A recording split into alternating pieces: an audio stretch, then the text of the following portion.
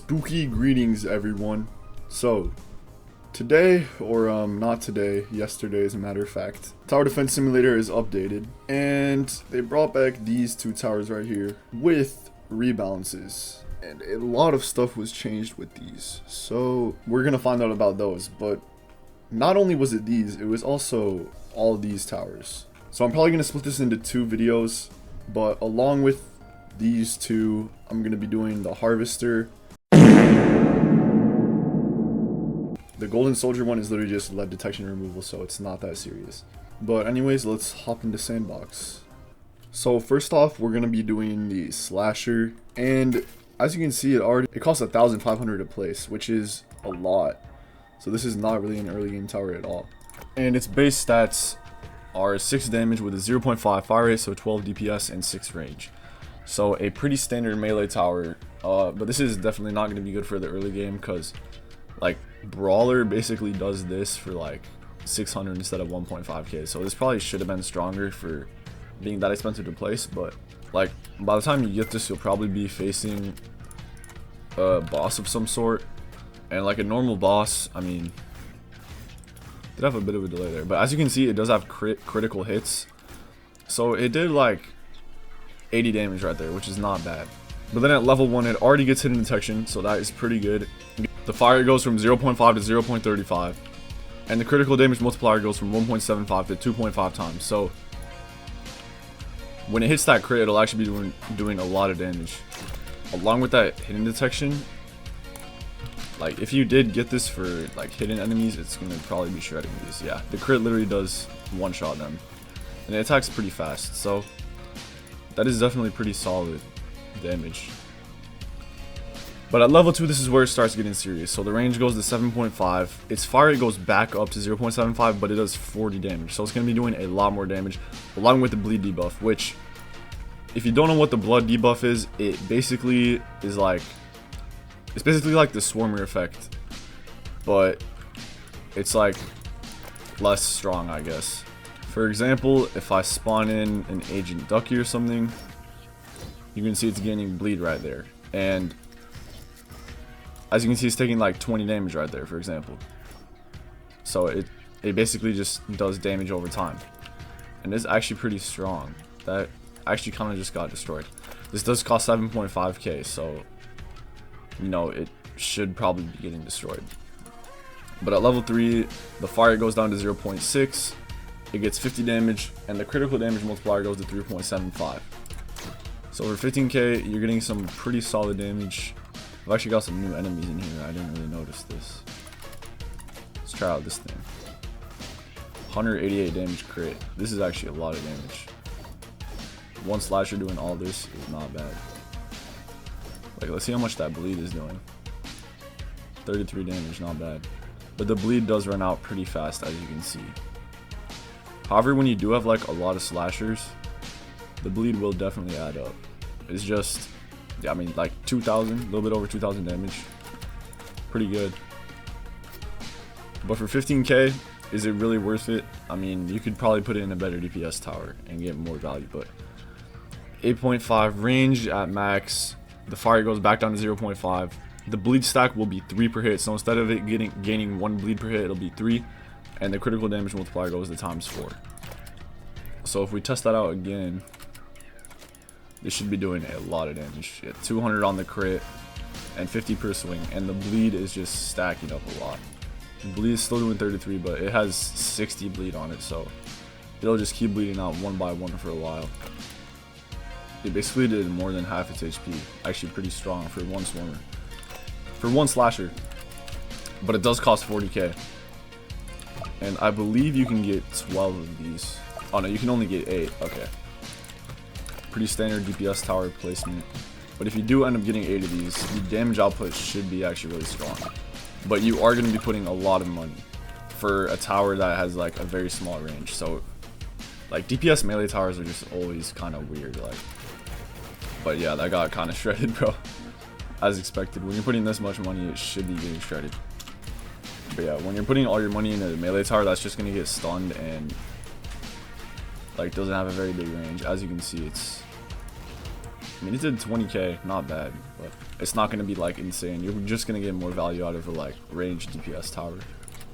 And if there's like something that stuns, which a lot of the big enemies do, as you can see, it's just not really going to be that great. Like, the damage over time is not bad. Like, it's just a little bit of extra damage, but it's not anything crazy, really. But next up, we've got the Hallow Punk. And this tower was basically just a, like, trophy tower for a while. Still only has 3 levels. And it does, like, 2 DPS. This thing is basically just, like, Frost Invasion Rocketeer, bro. This thing is basically just, like, Frost Invasion Rocketeer. But it does have that knockback, I guess. But I mean, like, this thing is really not going to be doing anything crazy, bro. This thing only costs $450, so you can't really be asking for that much. I mean, I do want to see the explosion radius stuff. I just spawned a couple of these that kind of spread out. It's not bad, actually. So, you know, maybe usable. But if it's just going to be hitting one of them at a time, it's not great. At level 1, for only $300, you get 23 range, a 4-second fire rate, and then a burn effect, which will do like 6 damage apparently, which is not bad actually. If we did put this up against the boss, how would this do? So yeah, we see that burn effect kicking in right there, and the knockback as well. I mean, he almost killed it, but for $750, that's not really bad. Like, you can't really complain about that. Then at level 2, for only $2,000, you get flying detection, 30 damage. The rocket speed is actually upgraded to 25. The explosion radius gets upgraded to 5, and so is the knockback. It's actually pretty good.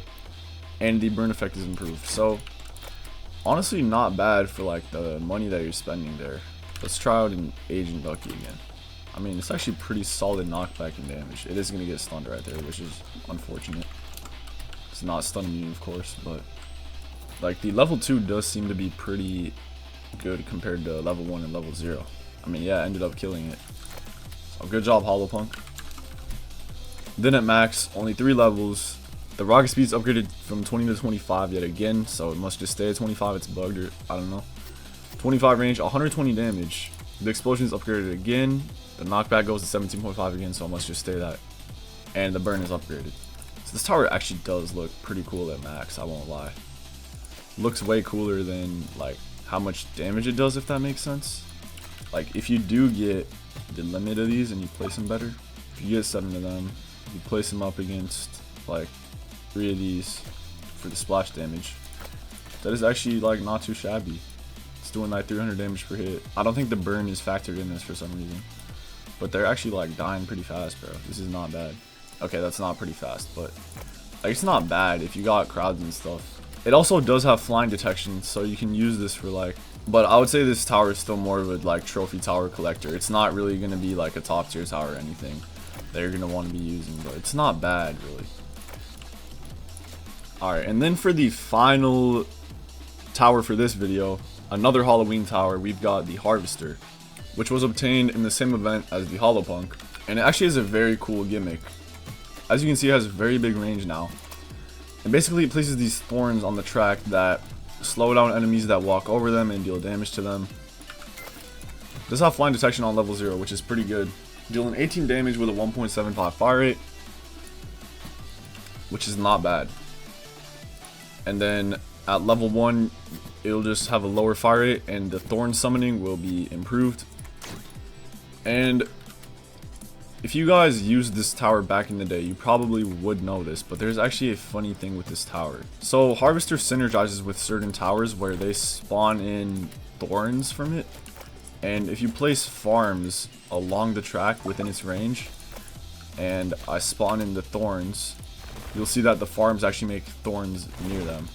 So if you place a lot of farms in the range near the track, then you could actually cover a lot of the track in thorns, which will be pretty strong. So yeah, there's a lot of stats on the thorns and stuff, but they do get a lot stronger at level 2.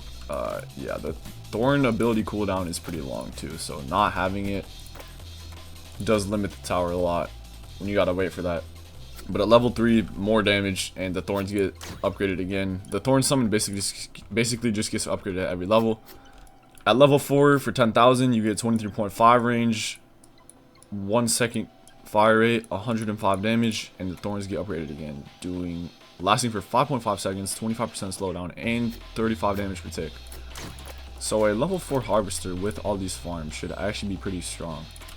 Okay, let's say I spawn in like a lot of enemies right here, just random stuff.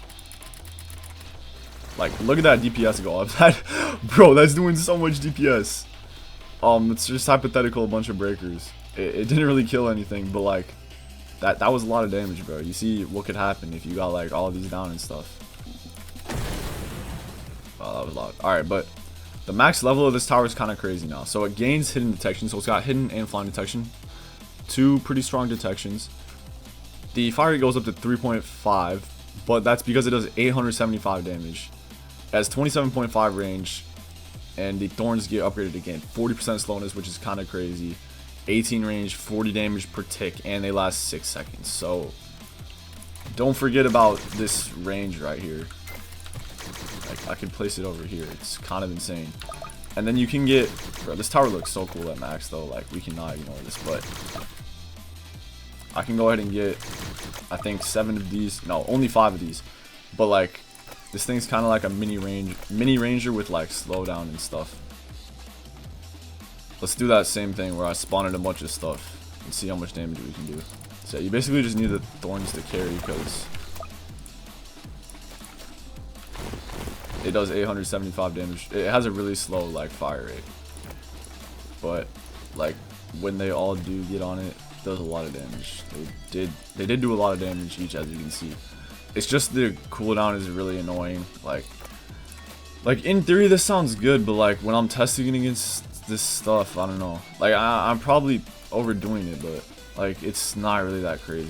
Penguin Dude, the greatest TDS player, said it's not that great because it doesn't have hit scanning, so it misses all the time, which I do think I'm kind of seeing. And the vines don't seem to be that strong, which I agree with. Like, they sound like they'd be strong. Like, I mean, they're doing a lot of damage, but like, it's just they're like, they barely stay there. Like, they don't do that much for like how long this cooldown and stuff is.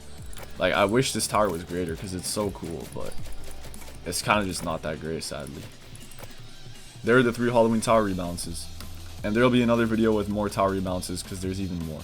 But let me know if you guys will be buying the Halloween towers that returned and if you like these Halloween tower rebalances. Personally, I would say only buy the Slasher and the Hallow Punk if you only care about collecting all of the event towers because they're not that strong and really not going to be usable. There's definitely better options to use over them.